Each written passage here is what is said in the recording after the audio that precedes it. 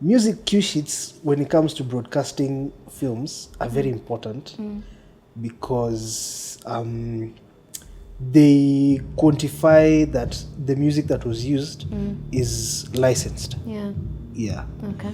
Because if you use a song or certain music that is not licensed for your film, you can be sued. Okay. Yeah, so it's very delicate when it comes to especially production houses. And now the clients, now the distribution companies, Akina Showmax, Akina Maisha Magic. So those guys ask for cue sheets to protect themselves.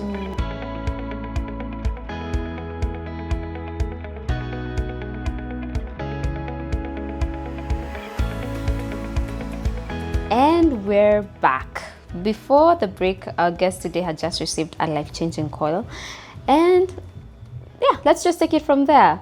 Papa Billions. Yes. So you are struggling in the heart of Nairobi, like the rest of us. Yes. For any person who's watching outside the country, it's not been an easy season for our country economically. So we've all been through it, but some more than others, and some with a more interesting, I'll say interesting because it's the conflict of life that makes life interesting, the more interesting backstory than others. So in the heart of all this, you're there, your parents are helping you pay rent, you're, you know, part of the gig economy. Ikikuja imekuja, ikikosa, it is well. And then Abel Mutua calls. Describe that day. So, in my bedsitter, sitting on my bed, and now I received that call. I literally jumped out of the bed, and I was like, "Hey, yes." I was excited because I was like, "This is good news," you know. And it was good news. Yeah. In fact, the figures that Abel was talking about, I was like, hey. So I was doing the math in my head. I'm like, You're rich. gari. Because we were doing, or rather he wanted an engineer to work on now the show Untying Can Tie. And I don't know if it's luckily or by bad luck that the engineer who was to do the show for them was caught up with some more work. So they wanted somebody from outside to come and help them. So Kroba was like, you can give billions. Yeah, he can do this work quite well. So Abel calls and he's like, okay, sawa. Nimesikia fununu zako, nasikia kuna kazi unafanya huku nje. I'm like, polite tu tunangangana. Like, okay, sawa bas. I want to give you a show to do for me. I don't know if you're available. Well.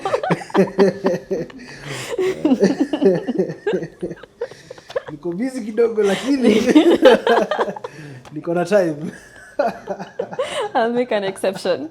Yeah. So I said, okay, sawa basi, I'll connect you to my editor called Sledge. So yeah, utabonga na Sledge alafu mtaelewana. So I said, okay, sawa basi. So Sledge calls me, he's like, okay, sawa, let me send you the file. So he sends me the file, gives me a deadline. He says, okay, I need this work in the next 24 hours. I'm like, 24 hours? You can't be serious. Hey, I said, okay, so I'll try my best. So I do the work, and in 24 hours, I send in the work that I've done. Plot twist. He calls me back and says, now, unfortunately, what we are looking for is still bado hujafika. Lakini, I like what you can do. I love your work. So, unfortunately for this project, I won't let you do it, but I'll keep you in touch. So I was sitting there, I'm like, apana, no. Apana, huwezi nitoa nyama kwa mdomo. I know. So I text him back, I'm like, no. Show me the guy who's doing it, I'll do it with him. Yeah. He's like, okay. So he introduces me now to Karanja. Karanja Kiari. So he says, okay, sir, in fact, we are meeting at Karanja's studio in 2 days. No, actually tomorrow. So please be there. I'll be there for sure. So I go there, I meet Abel, Judy, and Karanja. And now Abel is introducing Karanja to me. He's like, so this is Papa. This is the guy who was to do this, but bado hajafika. So you work with him now on this. Karanja is like, okay, cool. So we worked with Karanja and another guy called Jerry. So we did Antai Kantai. So at least I did the project. And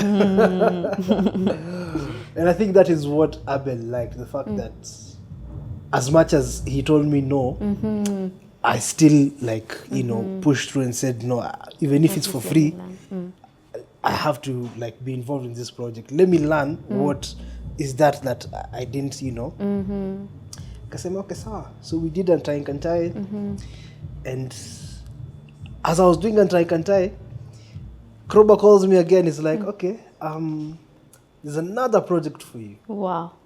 Butita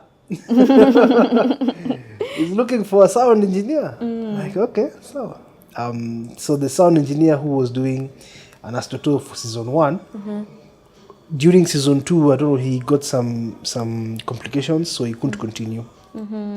So they needed an engineer urgently. Yeah. So I was given the work as soon as possible. Butita was like, chukua kazi bana, fanya haraka. And Butita and Abel have a different audience. Yeah. So Butita's audience is more of it's more okay, even the work that he does is more comedy. So it doesn't require as much technicality as Abel's work. So it's like, uko poa, you do it. I had no equipment. So I was editing with Oraimo earphones. Yeah. So, and I still managed to do it. The thing that's running through my head is you had a very short stint at ADMI. Yes. Was it a year? Or I can say it was a year, yeah. Yes. Because it was 3 semesters. So that 1 year, what about you impressed your lecturer so much that even though you didn't graduate or even proceed further, years later, he's the one who's connecting you to these gigs. Guys. And these are big names in the industry in case someone is watching from outside of Kenya. These are the culture changing icons that we have in terms of film and entertainment in Kenya right now. So what is it about you that stood out so much to Kroba that even if you didn't complete the system that was supposed to qualify you, he still thought you were good enough for the job? So when I was here, you remember, I used to spend all my time here. Yeah. And I used to work. Yeah. During that period, I was always asking questions. Yeah. Like, okay, what do you do now? What do you do next? Okay, so how do I do this? And that's how I got close to Kroba, to a point where I was actually doing work and he himself was like, okay, that was crazy. Wow. So I could match up to now almost to his level. Okay, of course I can't, but he could see the potential, And in my class, no one else was interested in doing film. Not even in my class. I don't think there's anybody who has been interested in doing sound for film as much as I was interested in doing sound for film. Because everybody who came here to do sound engineering wanted to either do production or live engineering. But now I'm here and I'm the one who's focusing on sound for film. That's why I used to spend time in the film classes more than in other places. So I think he understood that I really have a passion for this. So that's how he decided, or rather, even today, he still calls me and tells me that, hey, but I want us to work together on a couple of projects. Yeah, so Wow. it just happened naturally. That's amazing, because your time here was also, how you showed up here was also inspired by a lot of background stress from family. So your hard work, I wouldn't say it was inorganic, it was very organic, but the engine for that was because you had to please someone, and you ended up pleasing someone else in the long run. So all things do work together for good. Okay, back to our story. You are now working with Butita for, this is Anastoto. Yes. So I'm now working with Butita, Anastoto, and now Abel. Now, as I was doing Antai, Abel had there was a show they had done, Hula Balu, and they wanted somebody to go and do their cue sheets. So Abel was like, Papa is here and he's available. Let him do it. What are cue sheets? So cue sheets, okay, they're called music cue sheets. Okay, music cue sheets, when it comes to broadcasting films, are very important because they quantify that the music that was used is licensed. Yeah. Okay. Because if you use a song or certain music that is not licensed for your film, you can be sued. Okay. Yeah, so it's very delicate when it comes to especially production houses. And now the clients, now the distribution companies, Akina Showmax, Akina Maisha Magic. So those guys ask for cue sheets to protect themselves. Yeah, and to protect the production house from our external, legalities. And stuff, Yeah. Okay, that makes sense. So they're very important. And I was to do that work in 1 week, and I was to create cue sheets for 52 episodes. 52 episodes, and each episode is how many minutes? Almost 25 minutes. And I'm supposed to do that work in 1 week. I think now that's even where Kina Abel are like, this guy, because I did it in that 1 week, and everything went well. Mind you, before I got that job, I didn't know how to make cue sheets. They had to connect me to the guy who was making cue sheets for them to, run me through how to do it. And with the snap, I was able to understand it, and I did it. In fact, when I got that money, I moved out. Nilitoka bedsitter. I think now it's time that I get into a one bedroom. So yeah, I moved because I was like, nimeteseka sana. I think now the only way is up. I'm not going back. So yeah, I moved, and then I got the job with Butita, so everything was going smoothly. Yeah, things were working perfectly. Until now, after Nastoto had ended, Butita actually wanted to employ me in his company. Because it was like, you know what, I actually just need you to be here full time because there's so much work. June 25th, protests come.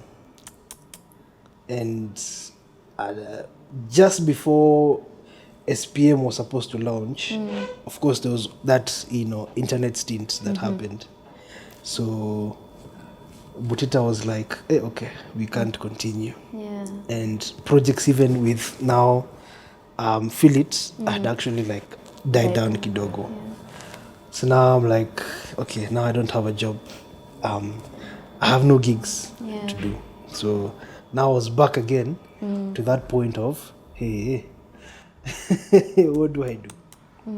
So luckily I was working for some other company called Sound Supply, and we were doing live gigs. So now this is just to show you how diverse I am, because when I started with doing work in church, it was doing live sound. But from live sound, I've gotten into music production, and now I'm doing sound for film. I didn't know these things are going to come later in the future to help me, put food on the table. So last year I was working with 3 companies. One for now Kina Butita SPM, Feel It, and now a live, company. Because you never know where there's going to be a gig. So true. Yeah. So when now things were down with Kina Butita and Abel, now Sound Supply had gigs. Yeah. So it was just, hustle to Nairobi lazima hustle. Yeah. But for sure I knew I couldn't go back home. Yeah, I think your option ilikuwa Imeondoka. and even my own dad told me, you're not coming back. See, you left. Ngangana. Talking of your dad, what was their response to your career taking off at this level? I'll get there. Okay. I'll get there. But it was a funny trajectory. Okay. Because the moment I sort of like dissociated from now the larger family, I became really close with my dad. And me and my dad have a history of being enemies, but we became very close. After all this, me telling him I'm not doing data and stuff like that, I think also he came to realize that, this guy is not changing. Yeah. So I'd rather just support him, So we became very close. Even him decided to help me, to help me pay rent. Yeah. I think it was now him also realizing that, okay, this guy actually left and went and managed to live by himself for a whole year without calling for help. And so he was like, okay, so this guy actually means business. It's not that he's being lazy, it's just that he's chosen a different path. So even him got to understand that, okay, maybe I should let me give him a chance. So now by me and him becoming close, now he was willing to support me, asking me, hey, okay, do you need any equipment? Like, what do you think you can need? So now that's when I started telling him every day, if you can help me, I can get this, I can do this, And he really came through, Wow. Okay, so now you're working with Sound Supply, Feel It. Okay, so you have your feet in all these Yes. companies. Yes. But when the gig, how the gig economy works is that you're not assured of a job all the time. It's not a consistent salary. Yes. Okay, so then where do we go from here? So towards the end of the year, of course, Feel It announces that they are doing, their show. Makosa ni yangu. Wait, before that, wait. I was working for 4 people. Butita, Abel, Sound Supply, and Karanja as well. Yeah. So now Karanja had now taken me up to be helping him because we had done a Tainkatai together. So I was like, okay, this guy can actually join me. Yeah. So he now took me up and now I started working with Karanja now consistently. That's amazing. That's a very inspiring part of your story because it shows, in this industry, being paid by exposure sometimes feels like you're being stolen from it. So it's a very manipulative tactic for some people. But on the other end, see how well it turned out for you. And at the end of the day, sometimes what you need is that experience and that extra project on your portfolio. So my question was, lifestyle creep. You started getting this amount of money, you've moved out, kwa 1 bedroom. If you've done that, you quickly realize that you need to furnish that 1 bedroom. So in this new state of life, and then the gigs start dying down, are you able to maintain? It already happened. See, I just moved into our 1 bedroom and then June 25th came. So now I'm like, okay, now I'm living in this big house. I haven't even furnished it yet. and I don't have any gigs anymore. Yeah. So luckily, the guy I was working with in Sound Supply was looking for a place where he can set up a podcast. Yeah. So we decided, okay, let's take a 2-bedroom house. You'll take one room, then we'll turn the sitting room into a studio. Yeah. So now that's how I pushed through to the end of the year now. So you moved out again. So yeah, now I moved out from that 1-bedroom that I was into a bigger house, but it was technically like a studio for us. Yeah. But it worked. It worked. Yeah. It was the necessary step to take. Okay then. So the end of the year, feel it as another project. Mokosa ni yangu. Karanja is the one who did the main sound. And Karanja was like, I need you guys big time. So that was the first big role I think I got for a big film like that. And we delivered. We did the work and everything went fantastic. That was a good project. I enjoyed working with them. Hey guys, Papa Billions here. Today I'm elated. I'm here at ADMI, my former home, my former school. Man, this place built me up, and there's a whole story of how I got here. And if you follow along, stick around, and you'll know what I'm doing right now and how ADMI changed me.